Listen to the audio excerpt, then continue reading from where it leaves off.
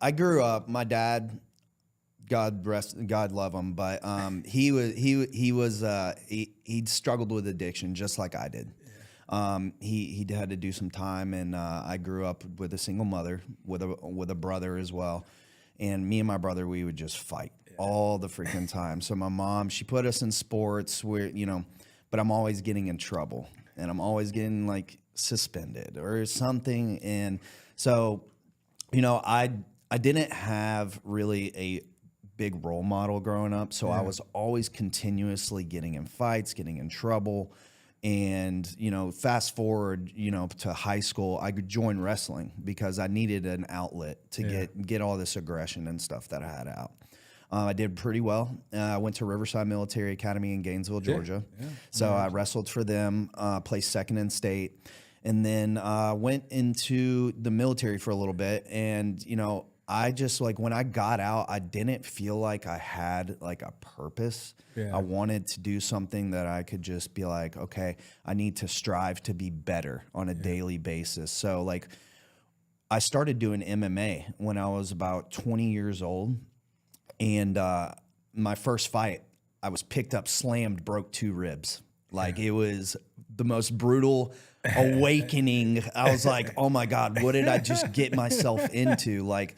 Just got demolished by this elite wrestler. And I was like, okay, if I'm going to do this, I'm going to have to heal up, and I'm going to have to really focus on getting better.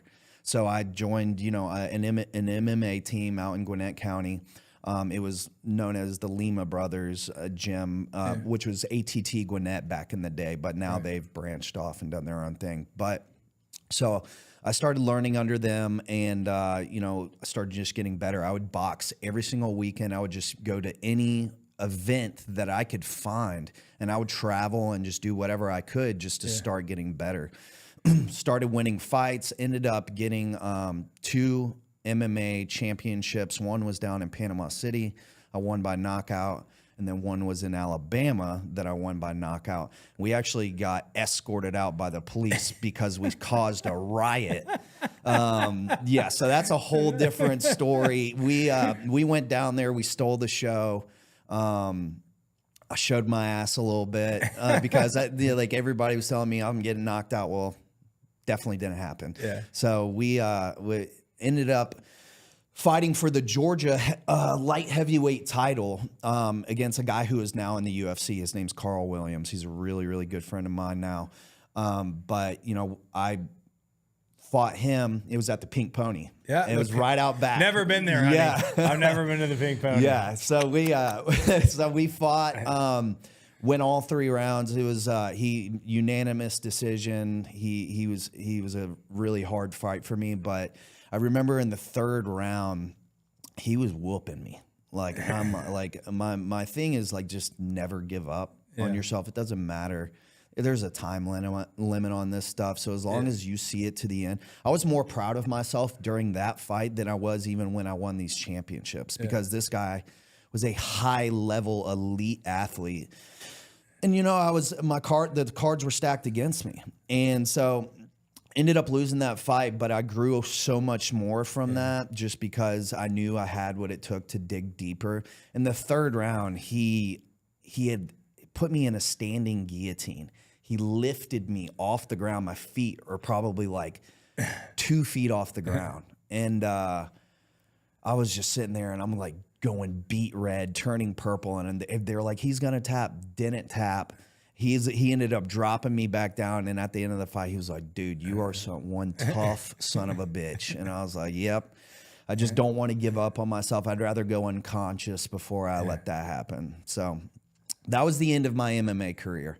I did take a Muay Thai fight here and there, but that's something that I just didn't really enjoy doing. I cannot stand getting kicked. I would rather, dude, I literally couldn't feel my legs for 3 days, nerve damage, all that. I'm like, all right, these guys are something different. So, I was the first amateur to be invited to a tryout for BKFC, and I flew out to Kansas City. So when I flew out there, there was there was like 50 something people. A guy that had fought Mayweather was there. Wow. So this was like a huge event. They were only going to pick 5 guys, and I was one of those 5. And like there was all pros, and I was the only amateur. So I was just like, all right, cards are stacked against me again. I just spent a shit ton of money. Yeah. Flew out to Kansas City, had a buddy fly with me, and they were like, we like your aggressiveness. We like who you are. We want to offer you a contract. So they gave me a contract to the Toe the Line series, which was their basically under BKFC. It's the newest card that they had just started promoting. Took a fight with a guy named Zion Tomlinson, who is actually fighting for a world title now. I think it's this month. So he whooped my ass. Just to say it clearly. Like I boxed for so long, had never touched the canvas in 20-something fights. I'd never been dropped in MMA, never been dropped in boxing, never been dropped in any fight, never taken a knee, nothing.